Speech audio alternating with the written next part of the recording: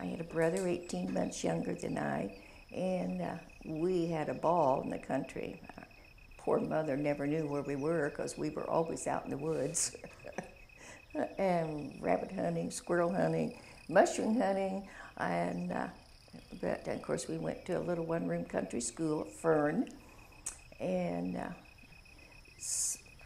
outside of that, we would walk along what's Big Four. It was a Big Four railroad track at that time, and the coal cars would go by. And of course, you know, there was no money in the 30s. And my brother and I would take a bucket and we would pick up coal off of the railroad track and take home. And Dad would always cut wood. And so basically, I just grew up on the old right-of-way in Madison Township.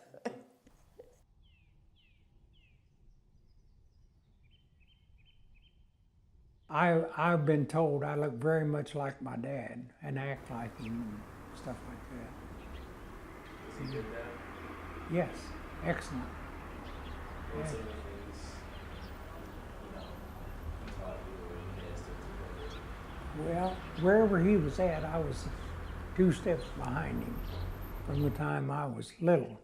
I can remember one night after dark. Now, it wasn't late, I don't think, but he was out there on a tractor. After supper, he went out and got on the tractor and was plowing or disking or something.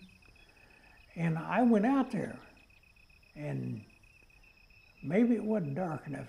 Maybe he had lights on the tractor. I don't think so, but anyway, he saw me and stopped, and I got on the tractor with him. And we was riding along, and the next thing I know, here's my mother and 3 or 4 girls right with her. And Dad stopped, and she hollered, "Have you seen Bill? We can't find him." And he said, "He's right here with me." And she about had a fit, but I had to get off the tractor and go to the house.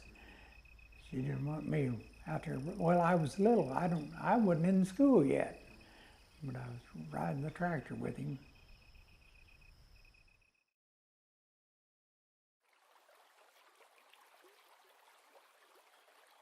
My friends joined the Peace Corps so they didn't have to go in the service, or they were conscientious objectors. But he was in the Peace Corps. This was 1970. And he'd written me a letter from India, and I remember the night I got engaged, I went down and went to the mailbox, and I opened that letter, and I just knew I couldn't live in Indiana for the rest of my life.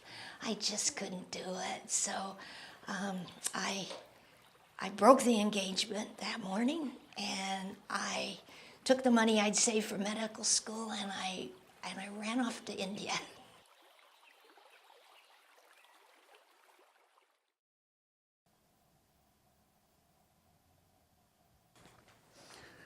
I buried 2 Marines aboard ship.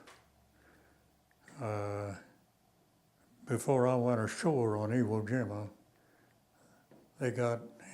they died on the beach, and they brought the landing craft, brought them back to the ship, and that's an experience of burying somebody at sea. I was on a gun salute, but you know, when they slide off the board and go into the water and hit the water, it's pretty hard to take. You know, it's an experience.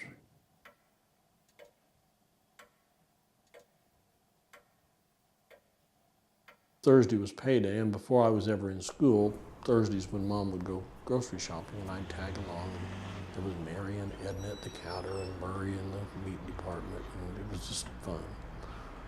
When that store closed and AMP left this area, all those people stayed in this area and moved to other stores. Their head butcher became a surveyor. Their manager owned a pizza parlor and started Marvin's. His name was Marvin Long. So it's funny how it worked. Paint and wallpaper stores, you could get a new car, Chevrolet, Ford, Chrysler products, all within a block on the north side of the square. There were 2 large banks and a savings and loan, and several lending companies. Doctors, dentists, realtors, title companies, newspapers. The banner was 2 cents a piece when I started buying banners. My dad boycotted them when they went to a nickel. For about 6 months, he didn't buy a newspaper. Hairdressers, flower stores, hobby shops. There was a place called Weber's, Schwinn bicycles, high-end stuff that we could go shop for, but couldn't afford them. They had a bookstore called Books Plus. It was probably there 50 years. Literally whatever you would need. I'm sure they supplied a ton of the university. And the stores would be open till 8 o'clock on Friday night. And that's consequently when most people were paid on Friday, so Friday night you'd see it, everybody'd go to town. Parking meter man would be out at that time. You'd get a $1 ticket if you overparked without feeding the meter. It was a very interesting town, and my thought when I wrote that was, people would ask me, well, at that time it was a town of about 5,500 people. And they'd say, what in the world could you do there? It was kind of what couldn't you do? You could do anything. They had always had 4th of July, always had the civic things that they yet do today. But it was home, and it became, the comfortable place to go.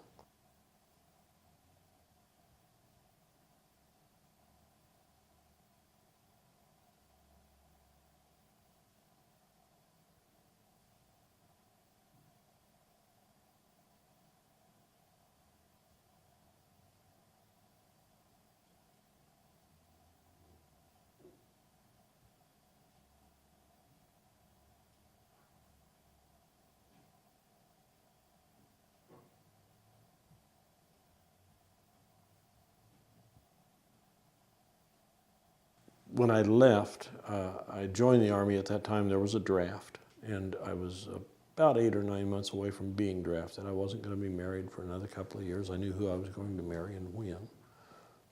So rather than waiting for the draft, I took a 3-year enlistment, and I got to choose where I went to basic training and where I would be stationed and what job I would have. So I went to basic training at Fort Ord, California. Got on an airplane in Indianapolis, got off in LA, and got on another one and got off in San Francisco, and took a bus to Fort Ord, California, and it was beautiful. And I was young, and I was away from home for the first time for any length of time. And about a month in, you realized it could be gorgeous, and it's not home.